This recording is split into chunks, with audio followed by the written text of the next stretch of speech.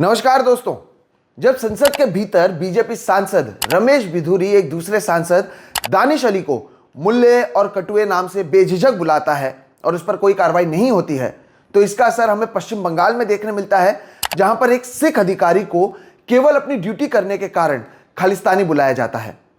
क्या अब इस देश में किसी भी आदमी की कीमत उसके मजहब को देखकर लगाई जाएगी? इस देश में क्या हम इतने बढ़ चुके हैं कि अगर कोई सरदार हो या फिर कोई मुसलमान हो, उन्हें बार बार यह साबित करना पड़ेगा कि वो देशभक्त हैं और उनके लिए बड़े आसानी से कोई भी ऐरा गहरा व्यक्ति किसी भी प्रकार का लांछन लगा सकता है? मैं बात कर रहा हूं पश्चिम बंगाल के senior superintendent of police Jaspreet Singh की और उन पर वहां मौजूद बीजेपी नेता और कार्यकर्ताओं की ओर से खालिस्तानी बुलाए जाने वाले घटना की। दोस्तों सोचिए, इस अधिकारी ने कितनी मेहनत की होगी अपने आप को इस पोस्ट पर लाने के लिए, और उन्हें कुछ छुटपुट से कार्यकर्ता और नेता बेझिझक होकर खालिस्तानी कह रहे हैं। क्या हम इतने बढ़ गए हैं? नमस्कार, मेरा नाम है सोहित मिश्रा और आप सभी का मेरे इस नए वीडियो में एक बार फिर से बहुत बहुत स्वागत है। दोस्तों सबसे पहले आपको वो वीडियो दिखाते हैं। यह वीडियो पश्चिम बंगाल का है, जहां पर जाबाज जसप्रीत सिंह ने बीजेपी के नेताओं को संदेशखाली जाने से रोका ताकि कानून व्यवस्था वहां पर खराब ना हो।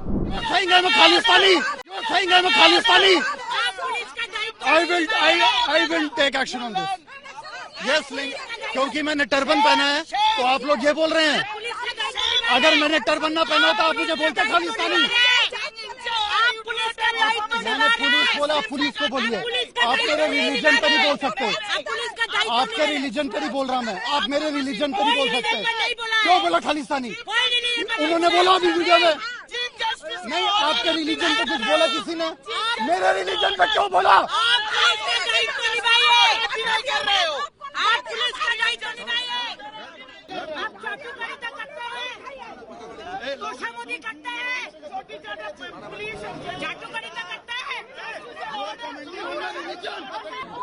Nobody is making any comments on religion. Only you are making. मैंने पगड़ी पहना तो आप मुझे खालिस्तानी बोलेंगे क्योंकि मैंने पगड़ी पहना है? हैं? ये आप लोग की हिम्मत है? अगर कोई पुलिस वाला पगड़ी पहना है तो वो खालिस्तानी है? ये आप लोग की औकात? ये आप लोग बोल रहे हैं? ये आपका लेवल है? ये आप लोग का लेवल है? एक पुलिस ऑफिसर जिसने पगड़ी पहना है उसको आप खालिस्तानी बोल रहे हैं क्योंकि वो अपनी ड्यूटी कर रहा है?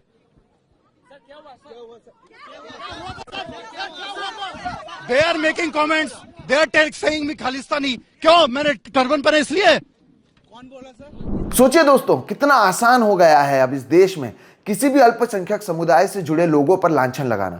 जसप्रीत सिंह ने अपनी ड्यूटी की, लेकिन शायद केंद्र की सत्ता में राज करने वाले इन नेताओं को यह बात अच्छी नहीं लगी और उन्होंने इस अधिकारी के लिए खालिस्तानी जैसे शब्द का इस्तेमाल किया। इस वीडियो के वायरल होने के बाद पश्चिम बंगाल की मुख्यमंत्री ममता बनर्जी से लेकर कांग्रेस के तमाम नेताओं ने ट्वीट किया और इसकी निंदा की। इस पूरे मामले में दोस्तों राजनीति तो अपनी तरफ है, लेकिन आप एक दूसरी हकीकत यह भी देखिए कि मैं और आप आपस में कितने बढ़ चुके हैं। क्योंकि एक समुदाय का या एक राज्य के लोग आपके पक्ष में मतदान नहीं करते हैं तो आप उन्हें विलन बनाने में लग जाते हैं। यह हमने लगातार देखा। पंजाब में जब इनके पक्ष में मतदान नहीं होता है तब वो खालिस्तानी हो जाते हैं। जब बिहार में इनकी सत्ता नहीं थी तो वहाँ पर जंगल राज हो जाता है। जब महाराष्ट्र में इनकी सत्ता नहीं थी तब वहाँ पर हिंदू खतरे में हो जाता है। यानी जो इनके साथ में नहीं है वो विलन है। और जिन लोगों को लगता है दोस्तों कि जो आदमी पगड़ी पहनता है वो खालिस्तानी है, तो उन्हें अब ये जो मैं आंकड़े सुना रहा हूँ वो सुनना चाहिए। देश के कुल फूड प्रोडक्शन, जिसे खाद्यान्न उत्पादन कहा जाता है, उसमें लगभग 2/3 हिस्सा और दूध उत्पादन में 1/3 का योगदान पंजाब अकेला देता है। पंजाब देश भर में गेहूं का लीडिंग प्रोड्यूसर है, जिससे राष्ट्रीय खाद्य सुरक्षा में योगदान लगातार मिलता आ रहा है।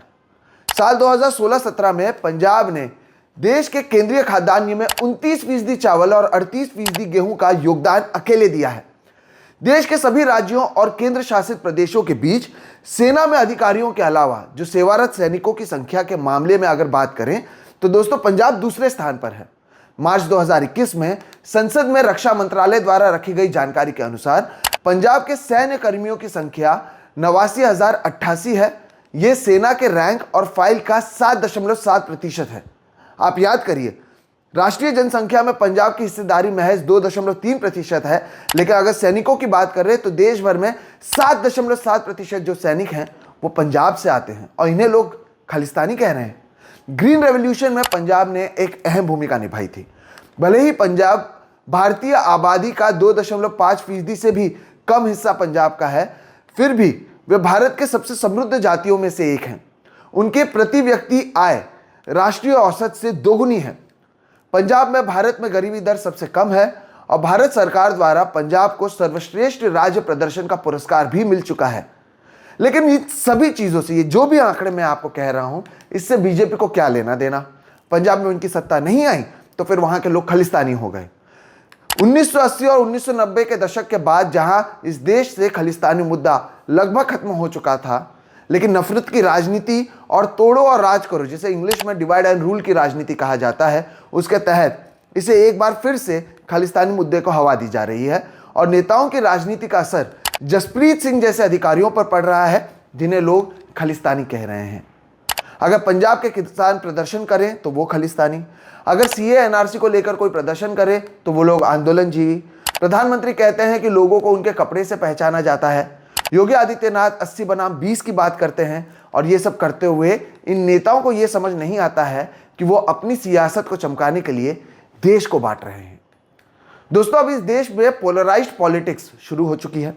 प्रधानमंत्री मोदी बाजे गाजे के साथ राम मंदिर के कार्यक्रम में हिस्सा लेंगे, जबकि वो एक सेक्युलर देश के प्रधानमंत्री हैं। अब उत्तर बनाम दक्षिण की राजनीति को भी हवा मिल रही है, क्योंकि दक्षिण से इनकी पार्टी को वोट नहीं मिलते हैं। आप क्या कहते हैं, आप क्या पहनते हैं, आप कौन सी भाषा बोलते हैं, आप किसे पूछते हैं, इसे लेकर भी हम सब एक दूसरे से लड़ रहे हैं। मुसलमानों को तो हिंदू बहुल इलाके में किराए पर घर नहीं मिलता है। जब दुनिया आगे बढ़ गई है तब देश के तमाम इलाकों में सांप्रदायिक दंगे देखने मिल रहे हैं और इस सब का असर लोगों पर कैसे पड़ता है, ये आप चेतन सिंह की कहानी को देख समझ सकते हैं। आपको चेतन सिंह याद है? आरपीएफ के अधिकारी चेतन सिंह ने पिछले साल 31 जुलाई को 3 मुस्लिम यात्रियों को Jaipur Mumbai central superfast express train में गोली मारकर हत्या कर दी, क्योंकि वो लोग मुसलमान थे। आप सोचिए, क्या ये जो गोली चलाई थी दोस्तों, ये चेतन सिंह ने अकेले चलाई थी? क्या इसके लिए वो अकेले जिम्मेदार हैं, या फिर नफरत की राजनीति करने वाले ये नेता, उनकी पार्टी, नफरती चिंटू और गोदी मीडिया, हर कोई इसके लिए जिम्मेदार नहीं है? हाल ही में मुंबई से सटे मीरा रोड में भी हमें सांप्रदायिक तनाव देखने मिला। दोस्तों, साल 2024 चुनाव आते आते ये जो हम सभी के बीच में डिवाइड है, जो हम सभी एक दूसरे से लड़ रहे हैं, यही इस देश के लिए सबसे खतरनाक है। अंग्रेजों ने भी इस देश के लोगों को बांट कर राज किया, सालों तक राज किया, और शायद मौजूदा नेता भी यही चाहते हैं। दोस्तों, हमें पता है कि कुछ नहीं होगा, मैं वापस कह रहा हूं, हमें पता है कि कुछ नहीं होगा, लेकिन फिर भी हम उम्मीद करते हैं कि जिन लोगों ने भी खालिस्तानी शब्द का इस्तेमाल किया उनके ऊपर कार्रवाई की जाए। और जाते जाते दोस्तों, आपको राहत इंदौरी का वो शेर सुनाए जाते हैं कि लगेगी आग तो आएंगे यहां कई घर जद में, यहां पर केवल हमारा मकान थोड़ी है। फिलहाल इस वीडियो में इतना ही दोस्तों। आप सभी का बहुत बहुत शुक्रिया। अगर आपको ये वीडियो पसंद आया तो इसे लाइक करें।